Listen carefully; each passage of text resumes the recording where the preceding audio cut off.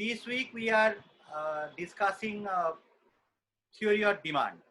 What is demand? Demand is a desire to have a commodity which must be backed by purchasing power.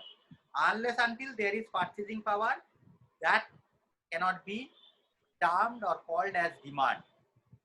It will be a desire, okay, or want. So a desire will become demand if the consumer is having money in his pocket. That means his purchasing power is there. Okay. Now, how many determinants are there for demand? There are 5. First, the price of the commodity. Second, income of the consumer. Third, price of related commodity. Fourth,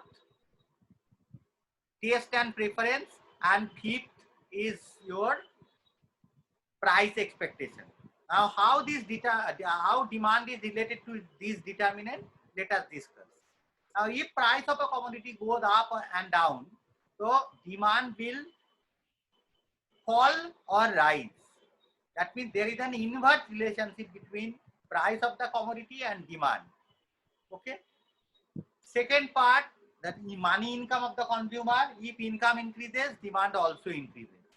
So the relationship is direct. Price of related commodities. There are 2 types of related commodities. One is substitute, another is complement. If price of substitute goes up, demand for the commodity also goes up. And if price of complement goes up, demand for the commodity falls. So for complement, the relationship is inverse, and for substitute, the relationship is direct. Then taste and preference, we all know. So it is our liking which dictates us, govern us to buy a particular commodity. So if taste and preference change in favor of the commodity, we demand more, and vice versa. And the lastly, we have price expectation. Here 2 things are there. One is called preponement of consumption, another is postponement of consumption. If we know that tomorrow the price will go up, so today we buy more. And if we know tomorrow the price will fall, today we don't buy. We decrease our demand so that we can buy tomorrow at a lower price. These are called preponement and postponement of consumption. So these 5 factors are constituting demand. Now if we keep all the factors except price of the commodity as constant, then we have law of demand, the relationship between price of the commodity and demand for the commodity. Okay. So how are they related? Inversely related. And so what is the statement that we use for law of demand? Other things remaining constant, if price of a commodity goes up, consumer demand less of that commodity, and vice versa. This is the formal statement of law of demand. Okay. So now the determinants are divided into 2 parts. One is price. One side we have price, other side we have other determinants like income, price of related commodity, price expectation, taste and preference, etc. Okay. Now when price of a particular commodity changes, we have change in quantity demanded, because price of a commodity and quantity, if we plot this on a 2-dimensional plane, then we are getting demand curve. We have shown it already. What is the shape of demand curve, and slope is negative. Now, so when price changes, the consumer moves along the demand curve. So it is called movement along the same demand curve. Now, this is also known as change in quantity demanded. Now, if one of the other factors changes, then we have parametric shift. That means demand curve either shifts out or shifts in, depending upon the relationship between that demand and that determinant. Like for income, if income goes up, demand curve shifts to the right. It is also called increase in demand. If income of the consumer decreases, then demand curve shifts inward, which is called decrease in demand. So increase in demand and decrease in demand. You practice it at home with other determinants. So we have increase in demand and other side we have extension of demand. What is extension of demand? If price of a commodity goes up, consumer moves along the demand curve and he increases quantity. That is called extension of demand. In contrary, we have contraction of demand. What is that? If price goes up, consumer moves towards the upper portion of the demand curve. Okay, movement along same demand curve, where quantity demanded decreases. This is called contraction of demand. So this side we have extension of demand, contraction of demand. Other side we have increase in demand and decrease in demand, where demand curve shifts to the right or to the left. We have taken here a very simple demand schedule. This is called demand schedule, where we have price and quantity relationship. See, price is falling, as a result demand is rising. It is very simple demand schedule which all can use to explain law of demand. And it is always easier for us to take this kind of schedule. Make it very simple. 5, 4, 3, 2, 1, 1, 2, 3, 4, 5. Now if we draw the demand curve, so it is negatively sloped curve like this. Vertical axis we are measuring price, quantity horizontal axis we are measuring quantity. Now we are learning the concept of market demand. Okay, in this market, say there are 3 consumers, A, B and C. A is representing lower income group, B is representing middle income group, and C is representing higher income group. Now when price was 5, A and B are not demanding at all, but C is demanding 1. When price decreases to 4, A is still not demanding, B is demanding 1 and C is demanding 2. Now when price decreases further to 3, then A is also demanding. B is demanding 2, C is demanding 3. This way, this is a schedule. This is called market demand schedule. Now, market demand is demand for the commodity by all the consumer in a locality. I repeat, demand for a commodity by all the consumers of a locality. So it is a summation of individual demand. So if you sum it up, it is coming 1, 3, 6, 9 and 12. So if we add it, it is coming 1, 3, 6, 9 and 12.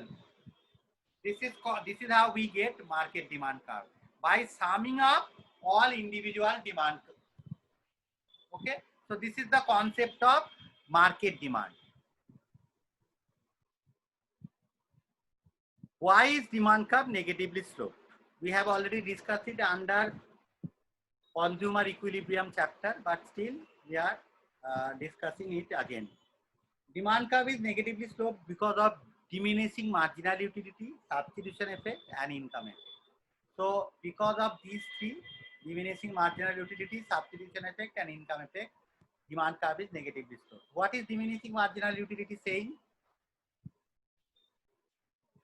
So as per diminishing marginal utility, demand curve is negatively sloped. Why? Because we know the equilibrium condition is mux by px is equal to mum. We already discussed that mux by px equals to mum. Okay, this already we have discussed. Now, if price increases, marginal utility of x must also increase, so that this remains constant. The ratio is constant because by assumption mum is constant, so this ratio always remains constant. So when price of x increases, mux must also increase. Now we have diminishing marginal utility, so mux can only increase if consumer is decreasing its demand. So price increases, demand decreases. So that proves law of demand. Okay. Now income effect is saying that when price of a commodity becomes less, that means price decreases, that commodity becomes relatively cheaper than the other commodity. Hence the consumer will substitute other commodity by this commodity. Hence demand for this commodity increases. Okay, so this is substitution effect, very simple. Here we are not considering increasing purchasing power, but when price of a commodity decreases, consumer gains purchasing power. Now with the same amount of money, he or she can buy more. So now if we now consider the increase in purchasing power, then again the demand for X will go up, because we know when income goes up, demand also goes up. So or if you club substitution effect and income effect, which is also known as price effect or total effect, then both the effects are saying if price decreases, consumer will increase its demand for the commodity. So that proves law of demand. Okay, so there are two types of commodity. One is called normal commodity, another is called inferior commodity. Now for normal commodity, when when income goes up, consumer demands more. But for inferior commodity, when income goes up, consumer decreases demand for that commodity. Why? Because the commodity is inferior. When he was poor, he used to use like any coarse grain or coarse vegetable, coarse leafy vegetables, we generally that is so low, price wise low, quality wise low. The poor, they cannot afford the better quality product. That is why they demand those qualities and those products. So those products are called inferior products. Now when income goes up, we slowly we reduce consumption of those commodities. Okay, this is called inferior commodity. And given goods are basically violation of law of demand. Okay, violation of law of demand, we will discuss it later on also in details. Today just I am giving you an idea of this Giffen commodity, Giffen. It is named after Robert Giffen. Now Robert Giffen has observed in Ireland there was a potato famine. Now during that potato famine, what he observed, the price of potatoes are going up, but people are buying more of it. Why? Now he explained it in his own way. I'm just telling you the explanation that potato is a staple commodity over there, staple food in Ireland. So, and it is the cheapest one that is available. Okay, so in your basket of consumption, potato constitute a major portion. So when price of potato is going up, there is no other commodity to substitute potato, because other prices are highly priced. Their price is higher than potato's price. So what to do? So let us sacrifice other commodity. And if I don't eat other commodity, I'll feel hungry. Now for that, I have to now buy more potato. I have to eat more potato. So even if potato price is going up, as it is very cheap compared to its other commodities, other eatables, so people will buy more of it. This is the